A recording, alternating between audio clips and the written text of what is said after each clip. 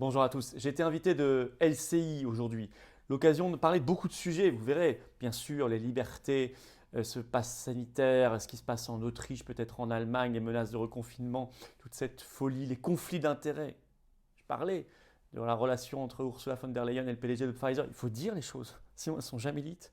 On a parlé aussi de Frexit, de Brexit, de campagne présidentielle, ce qui se passe en Pologne sur les migrants, la question des mobilisations de la résistance en France, de l'oligarchie, la question de la réindustrialisation, bref, tant de sujets où j'ai tenu un discours, fait entendre un son de cloche radicalement différent, en rupture avec l'ordre oligarchique, évidemment.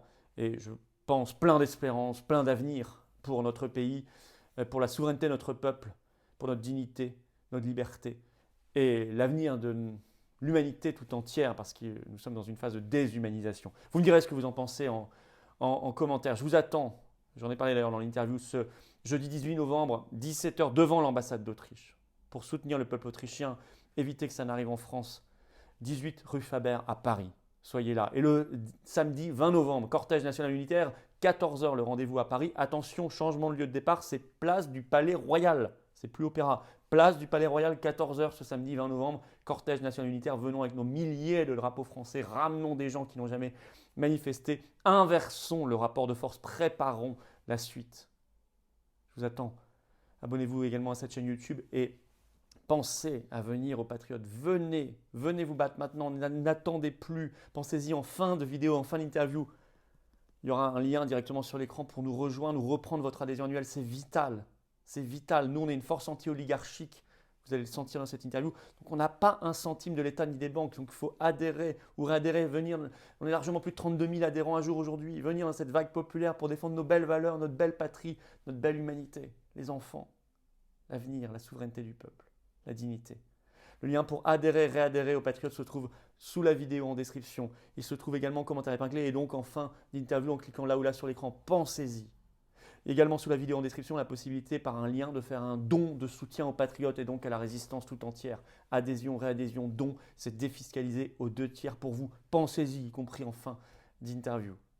Bravo, vraiment, vraiment, du fond du cœur et au nom de tous les bénévoles patriotes qui font un boulot incroyable, les référents également. On ne compte pas nos heures. On a besoin de vous. On le fait ensemble. Restez pas seuls. Bravo donc à ceux qui font un don de soutien aux Patriotes ou qui reprennent leur adhésion annuelle. Bienvenue à tous ceux qui rejoignent les Patriotes et la résistance. Bonne interview. Vive la France. Bonjour Florian Philippot. Bonjour. Merci d'être avec nous. Vous êtes président du mouvement Les Patriotes. La France fait face à un regain de contamination et un début de 5e vague. Le pays est-il, comme le dit le gouvernement, en état d'alerte ? Écoutez, il est en état d'alerte quand la communication du gouvernement le décide, parce qu'objectivement, quand on regarde les chiffres, non. Mais il ne l'était pas plus lors de la 4e vague.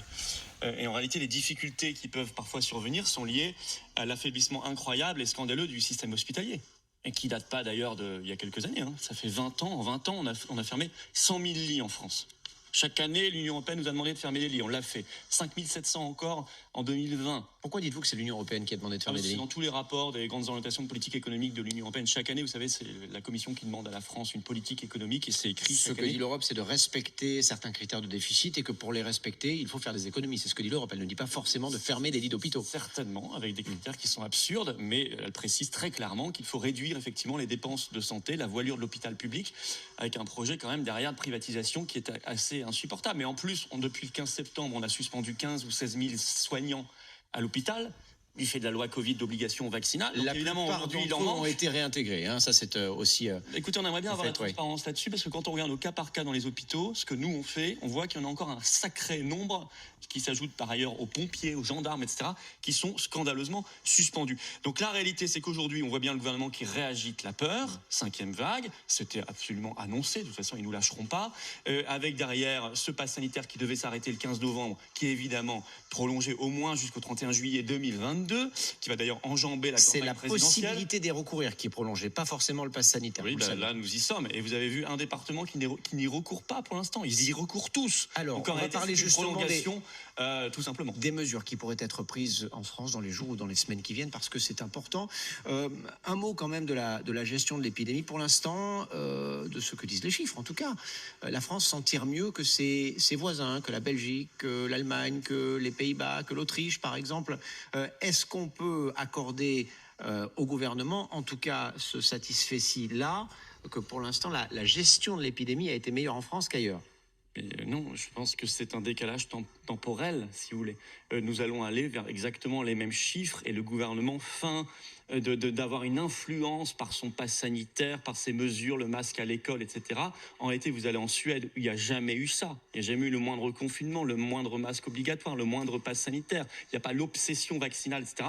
Ça fait 6 mois que c'est calme plat du point de vue des contaminations en Suède. Donc en réalité, on fait semblant d'intervenir sur des vagues qui sont probablement des vagues saisonnières, aggravées par ailleurs par les mesures qu'on prend. Vous avez vu le rapport aujourd'hui de la défenseur des droits qui parle de l'état psychique et moral des enfants à cause des confinements, du masque à l'école, etc.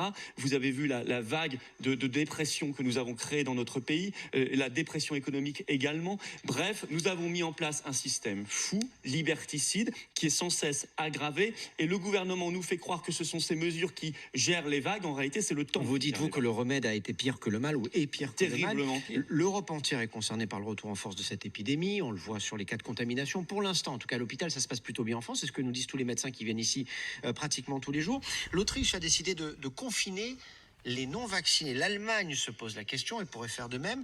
Est-ce que pour vous, cette mesure fait sens et est-ce qu'elle pourrait être appliquée en France? Est-ce qu'elle devrait être appliquée en France? Elle est. D'abord, je remarque qu'il y a 10 pays en alerte pour l'instant au sein de l'Union européenne. Cette année, nous avons le tout vaccinal comme politique et beaucoup de ces pays sont concernés par le pass sanitaire, comme les Pays-Bas, qui ont par ailleurs le même taux de vaccination que la France, et pourtant on reconfine. Donc tout ce qu'on nous avait vendu comme vous allez voir, grâce au pass, vous allez récupérer, grâce à la vaccination, vous allez récupérer votre liberté, en réalité, c'est absolument pas ce qu'on voit. Je le signale. Il n'y a pas de reconfinement effectif pour l'instant. Pays-Bas, reconfiné, Lettonie, reconfiné, où il y avait également un pass sanitaire depuis longtemps. L'Autriche, pour répondre à votre question. Oui, parce que là, ce sont les non-vaccinés qui sont confinés. Là, c'est un apartheid. C'est un apartheid. C'est-à-dire qu'on va laisser à domicile, assigner à résidence les non-vaccinés. Vous vous rendez compte quand même que vous comparez cette politique sanitaire, on peut en discuter, on peut être pour ou contre à ce qui s'est passé en Afrique du Sud pendant des décennies. Et qui oui, mais enfin, c'est pas un terme neutre. Enfin, vous êtes diplômé de l'ENA et d'HEC, on sait ce que vous avez dans la tête. Je ne sais pas quel rapport, mais je regarde le petit Larousse. Pour vous, c'est comparable. On peut comparer la décision autrichienne, cette décision sanitaire en Autriche. Non, mais ça veut dire 2 systèmes de droit dans un même pays. C'est pas une politique d'emploi, c'est pas des Noirs en Afrique du Sud. Ça, c'est un cas particulier. C'est 2 systèmes de droit dans un même pays pour la même population. C'est exactement le cas. J'ai vu ces images de la police qui va dans les rues, les commerces, etc., traquer les non-vaccinés en Autriche. J'ai vu le journal autrichien, dit Heute, qui explique que les non-vaccinés pourront aller faire des courses alimentaires. Pour l'instant, ils ne sont pas encore condamnés à mourir de faim, peut-être que ça viendra. Mais par contre, ils ne pourront pas aller acheter des cadeaux pour Noël ni pour leurs enfants. Enfin, je veux dire, est-ce qu'on veut de cette société-là? Nous, demain, à 17h, de 18 rue Faber, on manifeste devant l'ambassade d'Autriche pour soutenir le peuple autrichien face à ça, ce jeudi.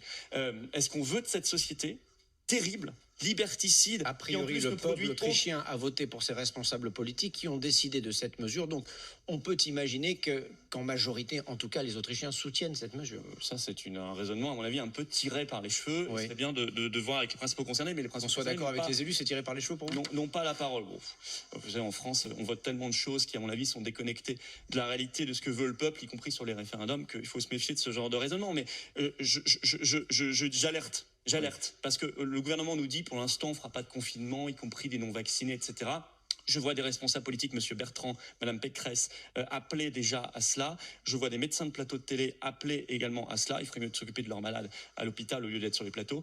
Et je suis extrêmement inquiet. Je me dis, mais est-ce qu'on a encore la moindre éthique, la moindre morale, la moindre philosophie morale dans notre cerveau, dans notre tête? Ou est-ce que le covidisme, cette idéologie terrible, a tout détruit définitivement et nous ne sommes plus véritablement humains? Est-ce que nous sommes capables d'assigner à résidence des millions de personnes, de les considérer comme des boucs émissaires, des sous-citoyens avec moins de droits? Ou est-ce qu'on a encore un peu d'humanité, de principe? Notamment, je parle des médecins. Est-ce qu'ils se souviennent un peu du serment d'Hippocrate ou ils vont totalement oublier? Je Ou alors les dollars et les euros leur ont ces derniers mois, les ont aidés à l'oublier. Peut-être suffisamment pour qu'on ne doute pas de leur implication dans la lutte contre la Covid, en tout cas pour la plupart d'entre eux. Qu'est-ce que vous feriez, vous, aujourd'hui, très concrètement, pour lutter contre l'arrivée de cette 5e vague? Ou est-ce que vous faites partie de ceux, il y en a, des personnes comme ça qui pensent qu'il faut laisser cette vague de contamination arriver, continuer à vivre en appliquant évidemment le geste barrière Je pense qu'il faut le vivre reste absolument normalement, qu'il faut tout arrêter, toutes les restrictions. Parce que sinon, on enlève le masque, on arrête les gestes barrières. À la suédoise, à la texane, comme en Floride, c'est-à-dire, vous allez voir d'ailleurs là-bas l'épidémie est en chute libre. Alors pas du tout. Aux États-unis, on est en train de connaître un pic de contamination. Alors peut-être aux États-Unis, mais pas en Floride et pas en Texas. J'invite tout le monde, pas au Texas non plus. J'invite tout le monde à aller voir les courbes. J'ai regardé encore ce matin. Texas et Floride, c'est en chute libre et il n'y a plus rien depuis des mois et des mois. En Suède aussi. Il faut vivre totalement normalement. Il faut sortir de cette affaire de nos têtes et évidemment à côté, laisser les médecins prescrire librement les traitements. On a vu des études très intéressantes sur le fluvoxamine tout récemment. On a vu des médecins qui tentaient de soigner et qui ont été à chaque fois rappelés à l'ordre, voire pire par le Conseil national de l'ordre jusqu'au professeur Raoult. Il faut réarmer l'hôpital, ça c'est une évidence. Alors pour l'instant, pour être très clair là-dessus, il y a deux traitements qui sont a priori prometteurs, l'un de Merck, un laboratoire américain, l'autre de Pfizer, un autre laboratoire américain. Je suis pas d'accord avec vous. Ça, ce sont les traitements. Vous pouvez ne pas être d'accord avec moi. Je vous dis ce que relate la science. Si vous n'êtes pas d'accord avec la science, c'est ce que relatent les communiqués de presse de Pfizer, effectivement, et Merck, des gros laboratoires américains.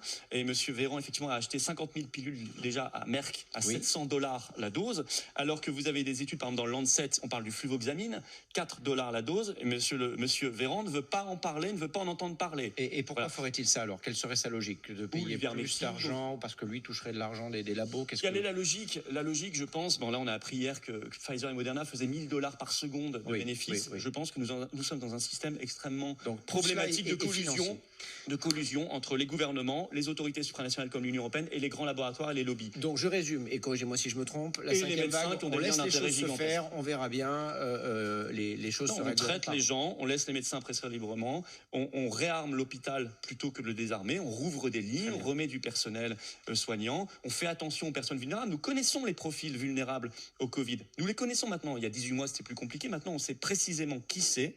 Donc on fait attention à ces personnes-là et on laisse la société vivre, en particulier les enfants, qu'on doit démasquer le plus vite possible parce qu'il y a des problèmes d'apprentissage. On laisse les gens vivre, on réintègre tous les personnels suspendus depuis 2 mois qui sont les forces vives de la nation et vous verrez que le pays sortira de la crise de nerfs et se portera bien mieux. D'entre eux ont été réintégrés et c'est tant mieux. Vous verrez que le pays sortira de la crise de nerfs et se portera bien mieux. D'entre eux ont été réintégrés et c'est tant mieux. Éric Zemmour de retour devant la justice aujourd'hui. Enfin, jusqu'à ce qu'on leur demande la 3e, la 4e, etc. dose, comme on y plus de 50 ans. Pour tout va bien. On y va. 2 doses par an à vie. Éric Zemmour de retour devant la justice aujourd'hui pour ses propos sur les mineurs isolés qualifiés de voleurs, violeurs, assassins, jugés pour complicité de provocation à la haine raciale et d'injures raciales. Ces propos, d'abord, est-ce qu'ils vous choquent? Alors, je ne les ai même pas en tête, je vais vous dire. Donc... Alors, je vous les répète, les mineurs isolés qualifiés de voleurs, violeurs et assassins. C'est-à-dire qu'on ne peut pas dire tous. C'est ça, je pense, le problème. C'est qu'on ne peut pas faire une généralité, on ne peut pas dire tous. Il y en a parmi ces mineurs isolés qui le sont, et bien évidemment. Bon, après, moi, ce qui voulait... Donc, je pense que je ne l'aurais pas dit comme ça, mais je pense que c'est la question migratoire, elle doit être traitée extrêmement sérieusement. On n'a même pas besoin de mots particuliers pour frapper l'opinion. On doit juste dire, voilà, le pays ne maîtrise plus rien. Pour vous, ce procès d'Éric Zemmour, c'est un procès... On va reparler de cette question-là, évidemment, mais c'est un procès politique. C'est ce que dit Olivier Pardo, son avocat, ce matin. Les procès qui concernent la liberté d'expression aujourd'hui sont, la plupart du temps, extrêmement problématiques parce que ce sont en fait des entraves à la liberté d'expression, au libre débat politique, au libre débat public, tout simplement. Après, ça ne veut pas dire qu'on dit exactement la même chose tous, non, et qu'on peut ne pas être choqué personnellement. Mais je pense qu'on fait trop de procès alors qu'on devrait être dans un pays qui restaure sa liberté d'expression. Moi, je suis pour la restauration totale de la liberté d'expression. Je pense que notre pays est beaucoup trop conditionné par des lois qui encadrent, etc., qui censurent. Alors, en plus, la censure s'aggrave sur Internet.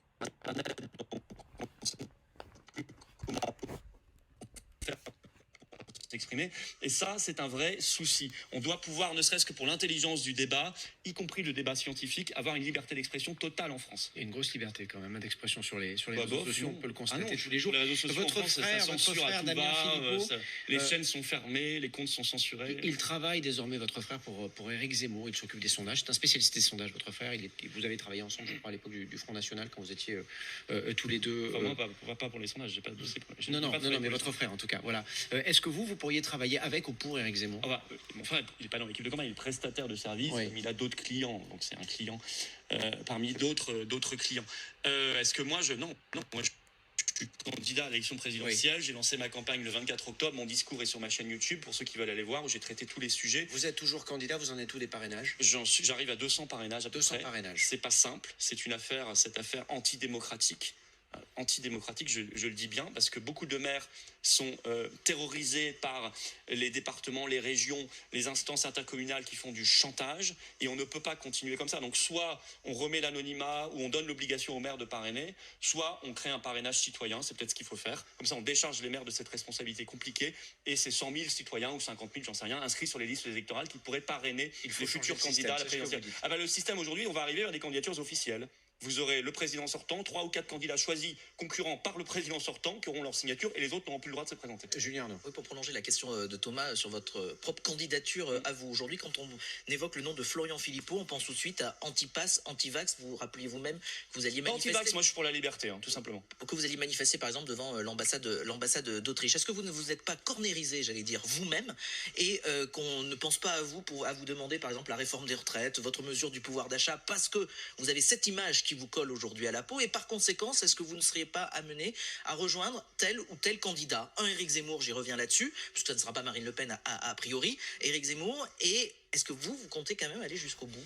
Moi, d'abord, je parle de tout. J'invite encore une fois chacun à aller voir ma chaîne YouTube. Je pense que ce combat aujourd'hui, il est fondamental. C'est une question d'humanité, c'est une question de conception de l'homme. Vraiment. Est-ce qu'on devient du bétail à gérer par un QR code, etc. Et on peut faire un programme présidentiel rien que là-dessus. Attendez, non, pas du tout. Mon programme, il est sur mon site, vous irez voir. Ça dépasse largement la question simplement du pass. En réalité, c'est une conception de l'homme. Est-ce que demain, il y aura un pass climatique? Est-ce que demain, on va supprimer l'argent liquide et on pourra vous contrôler en permanence? C'est ce que me demande M. Attali dans son dernier livre. Est-ce que demain, on va interdire la maison individuelle, comme la ministre en a parlé avant de se rétracter devant la polémique? Mais on ne sait jamais, parce qu'il faudrait l'intensité heureuse. Est-ce que demain... exactement ce qui a été dit, pas interdire la maison individuelle. Elle l'a dit, puis ensuite elle s'est retirée parce qu'il y a eu une polémique. Mais bon, le projet a été avancé et il est déjà appliqué dans certains comtés allemands, enfin certains territoires allemands. Est-ce qu'on veut de ce monde-là où en fait l'individu est de plus en plus déshumanisé? Mais je me bats pour ces libertés, et je vais vous dire, la continuité, la cohérence, c'est qu'en même temps je me bats pour la liberté de la France. C'est-à-dire le Frexit. Et votre espace, il est petit, non? Non, il est pas. C'est-à-dire sortir la France de toutes les instances oligarchiques supranationales. Jusqu'au bout. Jusqu'au bout, c'est-à-dire... Vous irez jusqu'au bout? Oui, bien sûr, si j'ai mes signatures, j'irai jusqu'au bout. Sortir la France, ça a pas très peu de candidats le disent. Il faut sortir pour être efficace sur la réindustrialisation, sur les services publics, sur le pouvoir d'achat, sur l'immigration, sur la sécurité, sur la politique étrangère, sur la défense, etc. Il faut que la France retrouve le contrôle. Donc sortir l'Union européenne, de l'euro, de la CEDH, de l'OTAN, de toutes ces structures de Schengen. Sinon, nous parlons dans le vide, et tous les 5 ans, nous allons faire un concours d'opérette qui fera office d'élection présidentielle, mais en fait ce sont des gens qui sont d'accord pour rester dans un système oligarchique. Les alliances continentales, internationales, mises en place depuis des décennies et des décennies, tous ces gens-là, tous ces gens qui ont décidé de faire ça pour résister mieux aux mouvements globaux de mondialisation et d'autres, tous ces gens-là se sont trompés selon vous? Ce ne sont plus des alliances. Aujourd'hui, ce sont des autorités au-dessus des peuples qui décident à leur place, au-dessus des souverainetés nationales. L'exemple britannique, le Brexit, l'exemple britannique, au contraire, m'enchante. Pourquoi? Hier, Shell, par exemple, annonce qu'il déménage son siège social des Pays-Bas vers le Royaume-Uni. Les européistes fanatiques nous avaient promis l'inverse. Ils ont augmenté les salaires. Pour des questions fiscales très particulières, vous le savez autant que moi, après 10 mois après la sortie effective du Royaume-Uni, l'ampleur des conséquences économiques reste, vous avez raison de le dire, difficile à mesurer, mais de ce que l'on sait, les prévisions européennes, vous allez dire peut-être que ces chiffres sont truqués, mais que le Brexit devrait coûter 2,2 points de PIB à Londres d'ici la fin de l'année prochaine. Les échanges avec le continent ont chuté, les exportations vers lui ont diminué de 12%, la tendance similaire avec les importations en baisse de 13%. Tout ça, ce sont des chiffres vérifiés. Tout ça, c'est le coût du Brexit. Ça veut dire que ce sont la propagande de Bruxelles. Bien sûr, ce sont des prévisions comme la Banque d'Angleterre a annoncé le jour où vous voterez pour le Brexit, c'est en 2016, on sera en récession. Il n'y a pas eu de récession du tout. Pénurie, manque de main-d'œuvre, tout ça, c'est le quotidien des Britanniques. Manque de main-d'œuvre, nous aussi, nous avons d'énormes problèmes de manque de main-d'œuvre, de pénurie également. Donc attention de ne pas tout mettre sur le dos du Brexit. J'ai pas vu de pompe à essence fermée ou de rayons vides dans les supermarchés français. Oui, mais au Royaume-Uni, allez vous balader non plus, ça ne se passe pas non plus comme ça. Attention au surfocus médiatique. J'ai vu surtout une augmentation de 9% des salaires au Royaume-Uni. J'ai vu vu que le SMIC Oui, britannique parce a que la dépassé... main-d'œuvre est rare. Le SMIC britannique a dépassé le SMIC français, qu'ils ont repris le contrôle, qu'ils ont déjà passé des dizaines d'accords commerciaux avec le monde entier, alors qu'on leur avait dit que c'était impossible, que eux défendent... 75% de baisse des exportations vers l'Europe. Eux défendent les exportations ont baissé avec la crise Covid partout. Ce n'est pas rien. Eux défendent leurs pêcheurs. Vous entendez même plus Macron parler des pêcheurs français. Hein. À un moment, il avait un peu montré les muscles et puis il n'y a plus rien. Nous sommes prisonniers d'un système qui fait qu'on ne maîtrise plus rien. Tous ceux qui nous disent on va mettre des produits français dans les marchés publics, etc. Monsieur Gégaud qui dit qu'il faut s'engager sur 25%. Tout ça, c'est interdit par le droit européen et ils le savent très bien. Tous ceux qui sont paniqués par l'histoire de la Pologne et de la Biélorussie avec les migrants en ce moment à la frontière, ils disent il faut que la Pologne protège nos frontières. Mais c'est pas nos frontières. On abandonne l'euro toujours, c'est ce que vous... Attendez, je finis sur ça. Oui, nos il faut qu'on avance un peu aussi. Nos frontières, c'est pas la Pologne. Nos frontières, c'est la France. Si on est paniqué par ce qui se passe en Pologne, c'est parce que justement, nous n'avons plus de frontières nationales. Ils ont raison de vouloir construire un mur, les Polonais, pour protéger cette frontière européenne. Mais c'est leur problème, normalement.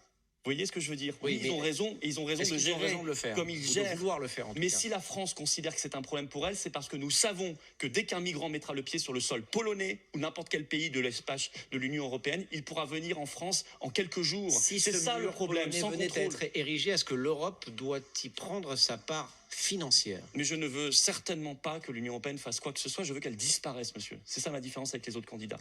Moi, je ne veux plus de cette structure qui nous coûte fort cher, 10 milliards d'euros par an d'écart entre ce qu'on donne et ce qu'on reçoit, qui nous entrave, qui nous impose des conflits d'intérêts monstrueux. Nous l'avons vu avec l'achat de certains produits, le Remdesivir, etc. pendant cette crise financière. J'ai vu la bise entre Madame Ursula von der Leyen et le PDG de Pfizer l'autre jour à Washington, où elle lui remettait un prix. Et on se dit après, mais attendez, il y a un énorme problème de lien d'intérêt dans cette affaire. Donc je ne veux plus de cette structure oligarchique. Je pense que le peuple français, donc vous le savez très bien. Le peuple français doit. Il y a des relations entre les grandes entreprises et ceux qui dirigent. Voilà, les gens se connaissent, ils se côtoient. Il y a des investissements. Petite sauterie mondialiste à Washington. Ils se faisaient tous la bise. Il n'y a plus de gestes barrières d'ailleurs. Il n'y en a jamais pour ces gens-là. C'est pour les gueux les gestes barrières, comme le masque. Et ça se faisait la bise, ça se remettait des prix, etc. Et en même temps, ça passe des contrats de milliards d'euros. Excusez-moi, il y a quand même un petit problème éthique là-dedans. Personne ne voudra en parler. Moi, j'en parle. Et je pense qu'il faut que le peuple français reprenne le contrôle de son destin pour réindustrialiser notre pays, sauver nos services publics, arrêter cette immigration folle, etc. 3 ans après le début du mouvement des Gilets jaunes, le 17 novembre très précisément, 8 Français sur 10 estiment qu'ils pourraient reprendre. C'est ce que montre un sondage réalisé pour France Inter. Et vous? Oui, sous une autre forme probablement. Et vous savez, les manifs anti-pass que moi je fais depuis 1 an, chaque samedi. Samedi, là, on fera un cortège qui part à 14h à Paris, de la place du Palais Royal, samedi 20 novembre. En plus, vous voyez, de ce qu'on fait en ambassade d'Autriche, on ne chôme pas. Nous, ça fait plus d'1 an qu'on y est. Moi, je retrouve cet esprit un peu gaulois, réfractaire. J'appelle les Français, d'ailleurs, à se faire entendre massivement. Je pense qu'il y a des opérations qui arrivent, de blocage comme en Guadeloupe, de grève générale. Je pense que, vous savez, en 2022, je me demande si l'élection présidentielle sera vraiment le sujet finalement le plus important quand on prendra un peu de recul. Parce que si c'est pour avoir Macron ou un clone à la place de Macron, je ne sais pas si ce sera d'un grand intérêt pour la France. Par contre, ce que le peuple français sera capable de montrer, de démontrer, le rapport de force qu'il sera capable d'opérer lui-même pour sauver ses intérêts, sauver ses enfants et sauver sa patrie, ça, je pense que ça peut marquer l'histoire. Vous avez suivi ce débat sur le changement de couleur du drapeau. Est-ce que c'est quelque chose qui a du sens pour vous? Est-ce que c'est important? Ou est-ce que c'est pour faire parler simplement? Alors, je vais vous dire, pour une fois, j'en veux pas à Emmanuel Macron. Enfin, j'aurais aimé qu'il le dise publiquement. Bon, il aurait pu, au lieu de le faire en catimini, il aurait pu l'assumer. Je vais vous dire pourquoi. Parce qu'en fait, on revient aux couleurs, au bleu, d'avant 1976, qui avait été changé par Valéry Giscard d'Estaing, pour l'uniformiser avec le bleu du drapeau européen. On revient au vrai bleu du drapeau français, peu importe le bleu de ce machin torchon européen. Donc ça, j'aime bien. Voilà. Bon, après, ça n'est que du symbole. C'est pas grand-chose. J'aurais aimé que M. Macron l'assume, le dise aux Français. Je pense qu'ils auraient été parfaitement d'accord. Mais surtout qu'il aille un peu plus loin. S'il se dissocie du bleu européen alors qu'il aille jusqu'au bout et qu'il propose aux Français un référendum sur le Frexit. Un mot des contaminations, puisqu'on est en train aussi de vérifier ce que vous dites. C'est important que les gens sachent. Les contaminations de Covid au Texas sont en progression. Elles sont stables en Floride. Mais en tout cas, parce que vous savez, le Covid n'a pas disparu de ces 2 États américains. Ah, j'ai pas dit ça. Mais il a disparu quasiment nulle part. D'accord. Et vous savez qu'à Gibraltar... 3600 à 5000 contenus de stations, mais pas de chute libre en tout cas, c'est ce que vous avez dit. Juste Attendez, un mot, vous savez, Florian Philippot. là, regardez, j'ai en direct, hop, c'est pas mal. Ça, c'est Texas, c'est quand même une baisse. Hein. D'accord. Regardez vers le bas.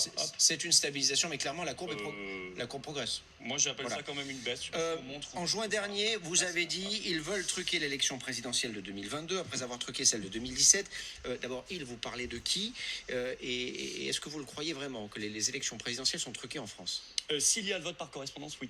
C'était dans ce débat-là que j'ai dit. Oui, bien sûr. Oui, bien sûr. Je pense que si nous mettons en place demain le vote par correspondance ou ce qu'on appelle le vote à distance, il y aura de la ou le vote sur machine, c'est pour tricher. D'accord, c'est pour tricher. Exactement. On l'a supprimé en 75 en France parce qu'il y avait tricherie. Vous considérez si on le remet alors qu'il n'y a aucune raison qu'on le remette, si ce n'est de nous faire croire qu'on va se contaminer dans les bureaux de vote, comme on pourrait se contaminer soi-disant en manipulant les pièces et les billets d'argent, c'est pour ça qu'il faudrait supprimer l'argent liquide, tout ça sont des prétextes. J'ai vu l'élection américaine, je vois ce qui pourrait se passer en France. Les Pays-Bas par ailleurs ont supprimé le vote par correspondance il y a quelques années également pour la fraude. Alors, si on acceptait ça, les Français ne doivent pas accepter ça. Deux choses, si je suis malade et que je touche un papier et que je me suis mouché avant, il y a une charge virale, c'est pareil pour la grippe et pour toutes les autres maladies. Cette charge virale sera-t-elle suffisante pour vous contaminer vous? Ça, rien n'est moins sûr, mais ça arrive de toucher. On détruise notre démocratie. Non, c'est pas ce que je dis, mais en tout cas, la contamination est possible comme ça. Est-ce que, parce que c'est parfois ce que l'on entend de vous dernièrement, est-ce que vous vous considérez, vous, comme un complotiste?